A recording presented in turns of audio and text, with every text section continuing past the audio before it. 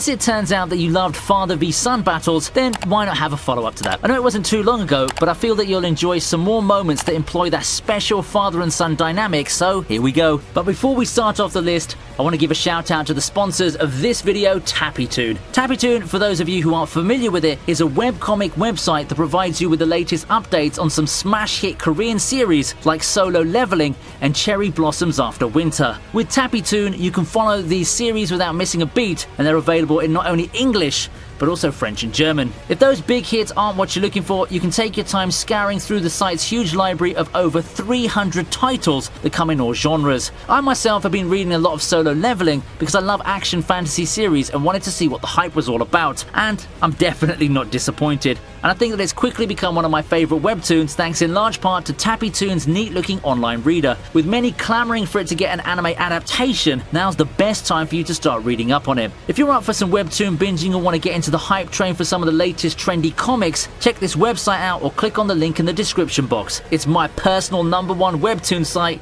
and I'm sure that you're gonna like it too. With that out of the way, let's start now, shall we? We go back to Castlevania once more as we take a look at Alucard's battle against Dracula.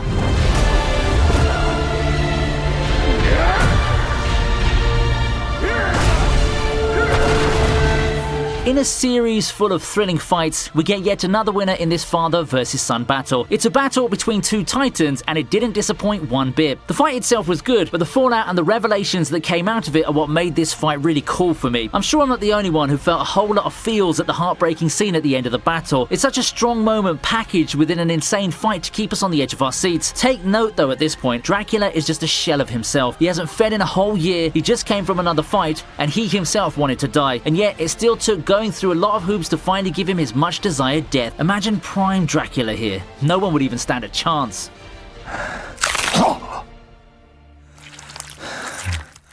Next is Yomi versus Shura.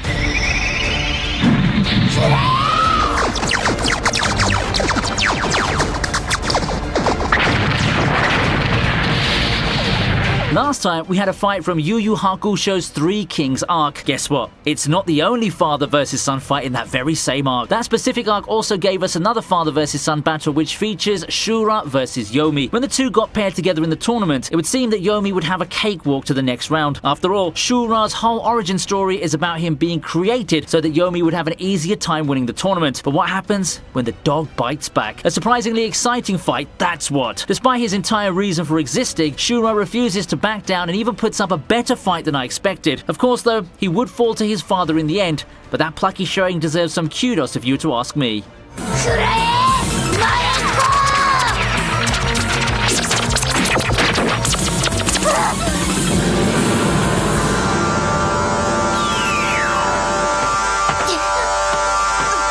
Next in line is Meliodas versus Demon King.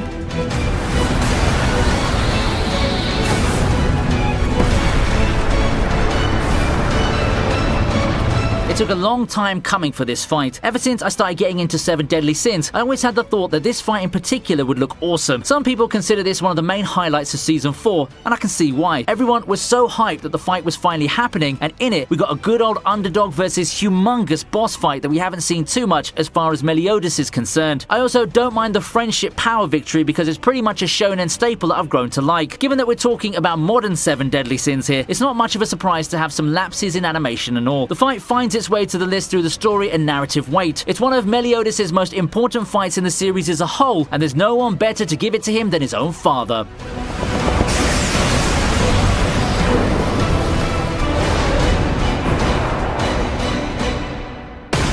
In a change of pace, the next moment isn't a fight. Instead, it's the cooking showdown between Soma and Joichiro.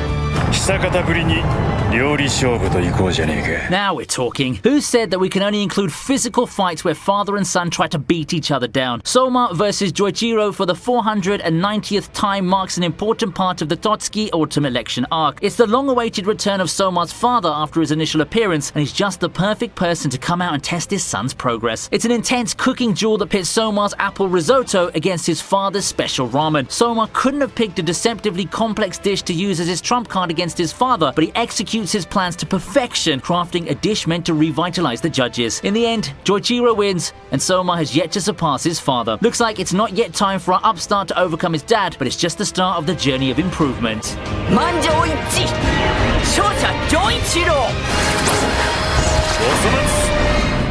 Next is yet another moment lacking in physicality. Lelouch versus Charles from Code Geass. Geass really had a great build-up for the climax. Each episode ramped the stakes up, and everyone was caught under the spell of the show as it moved towards the end. Episodes 20 and 21 hit me particularly hard, and is largely due to the tension in the final confrontation between Lelouch and Charles. It's truly the tension and the catharsis that carried this moment, because admittedly, I don't consider it much of a duel. Yeah, you could argue that Charles had his chance to win and all, but once the plans for Ragnarok gets revealed, it's all over for our tyrant emperor. Lelouch empathically says goodbye to the future Charles envisions by turning the gods against him. Seeing Charles and Marianne get disintegrated did give me mixed emotions, to be honest. Still, I think that what makes this moment is amazing isn't the spectacle itself, but in how well it captured the two sides' convictions. It also put Lelouch's character development near its completion, right in time for the series' grand finale.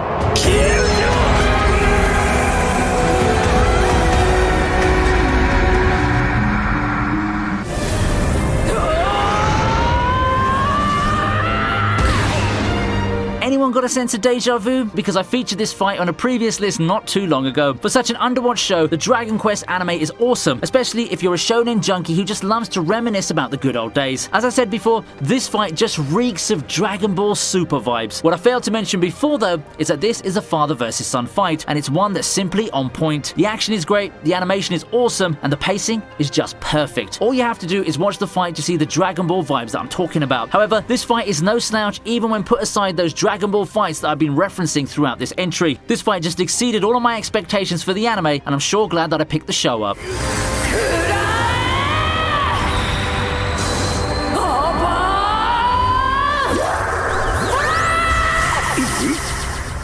Finally, we have Trunks versus Vegeta.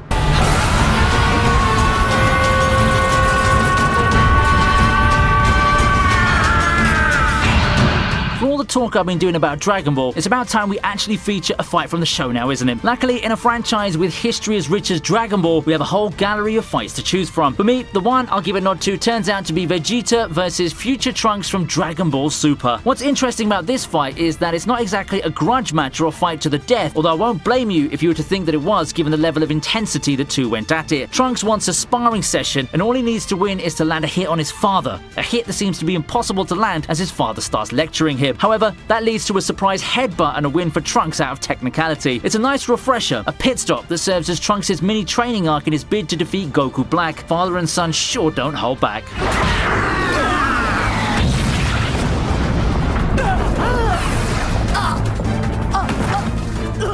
That more or less wraps up this video on father versus son moments in anime. Do you like the lineup here more than the previous one? Feel free to make me hear your thoughts. Before you leave, if you enjoyed the video, you might want to consider channel memberships. You can get access to extra videos that way, and you'll do a lot in helping me make these videos even better. A Patreon link is also down there if that's the route you want to go. I'll be happy to have you on board either way. Don't forget to check out the sponsors of this video, TappyToon. If you're up for some webtoon binging or want to get into the hype train for some of the latest trendy comics, check this website out or click on the link in the description box. I really hope that you liked the video, and I hope to see you again next time.